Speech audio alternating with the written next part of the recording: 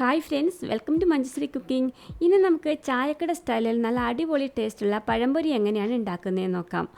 ആദ്യം പഴംപൊരി ഉണ്ടാക്കാൻ ആവശ്യമായ ബാറ്റർ തയ്യാറാക്കിയെടുക്കാം. അതിനുവേണ്ടി ഈ ബൗളിൽ 1 കപ്പ് അല്ലെങ്കിൽ 250 ഗ്രാം മൈദ എടുത്തിട്ടുണ്ട്. അതിലേക്ക് ഞാനിനി ചേർത്ത് കൊടുക്കുന്നത് 2 ടീസ്പൂൺ വറുത്ത അരിപ്പൊടിയാണ്. നമ്മൾ അരിപ്പൊടി ചേർത്ത് കൊടുത്തിട്ടുണ്ടെങ്കിൽ നമ്മൾ ഉണ്ടാക്കുന്ന പഴംപൊരി നല്ല ക്രിസ്പായിരിക്കും. ഇനി ഞാൻ ഇതിലേക്ക് ചേർത്ത് കൊടുക്കുന്നത് 4 ടീസ്പൂൺ പഞ്ചസാരയാണ്. പഞ്ചസാരയുടെ അളവ് നമ്മളുടെ ഇഷ്ടമനുസരിച്ചിട്ട് നമുക്ക് വ്യത്യാസപ്പെടുത്താം. മധുരം കൂടുതൽ ആവശ്യമാണെന്നുണ്ടെങ്കിൽ കുറച്ചുകൂടെ പഞ്ചസാര ചേർത്ത് കൊടുക്കാവുന്നതാണ്.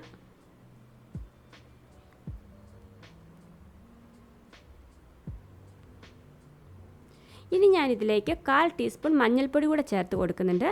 അപ്പോഴാണ് പഴംപൊരിക്ക് ചെറിയൊരു മഞ്ഞ കളർ, ഒരു ഗോൾഡൻ കളർ നമുക്ക് കിട്ടുകയുള്ളൂ. അപ്പോൾ ഇനി ഇത് വെള്ളം ചേർത്തിട്ട് നല്ല തിക്ക് ബാറ്ററായിട്ട് കുഴച്ചെടുക്കാം.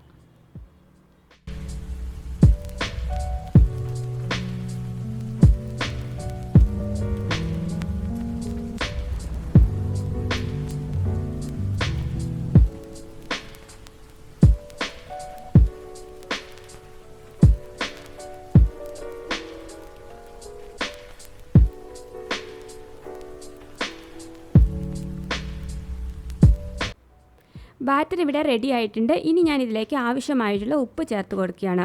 നിങ്ങൾ ചേർത്ത് കൊടുക്കുമ്പോൾ ഉപ്പും ആദ്യം തന്നെ ചേർത്ത് കൊടുത്തിട്ട് ഇതുപോലെ കുഴച്ചെടുത്താൽ മതി.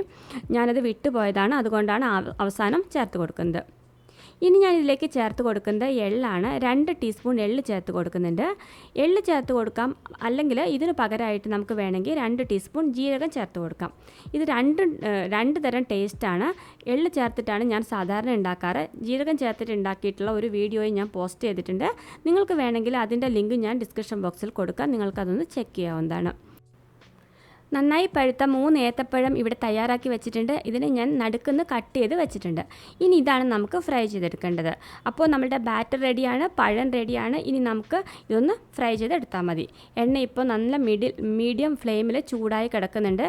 ഞാൻ ഈ പഴം ഓരോന്നായിട്ട് ബാറ്ററിൽ മുക്കി എണ്ണയ്ക്കകത്തേക്ക് ഇട്ട് കൊടുക്കുകയാണ്. നമ്മൾ ഉണ്ടാക്കുമ്പോൾ മാക്സിമം ഒരു 3-4 ഒരേ സമയത്ത് ഉണ്ടാക്കിയെടുക്കുകയാണെങ്കിൽ അത് കൂടുതൽ നന്നായിരിക്കും. അല്ലെങ്കിൽ ഇത് ഒന്ന് വേറൊന്നിനോട് പറ്റിപ്പിടിച്ച് പോകാനുള്ള സാധ്യതയുണ്ട്. അത് മാത്രം ഒന്ന് ശ്രദ്ധിച്ചാൽ മതി. എന്നിട്ട് ലോ ടു മീഡിയത്തിൽ വെച്ച് നമുക്കിതൊന്ന് ഫ്രൈ ചെയ്തെടുക്കാം. പഴംപൊരിയുടെ ഒരു സൈഡ് ഇപ്പോൾ നല്ല ഗോൾഡൻ കളറായി വന്നിട്ടുണ്ട്. നമുക്കൊന്ന് മറിച്ചിട്ട് കൊടുക്കാം.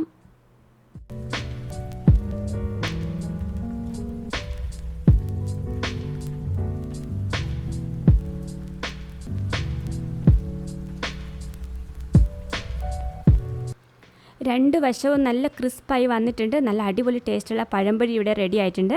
ഞാനിത് എണ്ണയിൽ നിന്ന് മാറ്റിയെടുക്കുകയാണ്. അപ്പോൾ ഇതേ രീതിയിൽ ഞാൻ അടുത്ത ട്രിപ്പ് പഴംപൊരി കൂടെ എണ്ണയിലാക്കി ഇട്ട് കൊടുക്കുകയാണ്.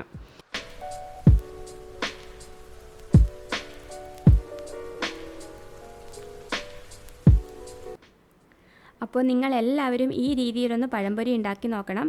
നമ്മൾ ചായക്കടയിൽ നിന്നൊക്കെ കഴിക്കുന്ന അതേ ടേസ്റ്റിൽ തന്നെയുള്ള പഴംപൊരി നമുക്ക് വീട്ടിൽ തന്നെ ഉണ്ടാക്കിയെടുക്കാൻ പറ്റുന്നതേ ഉള്ളൂ.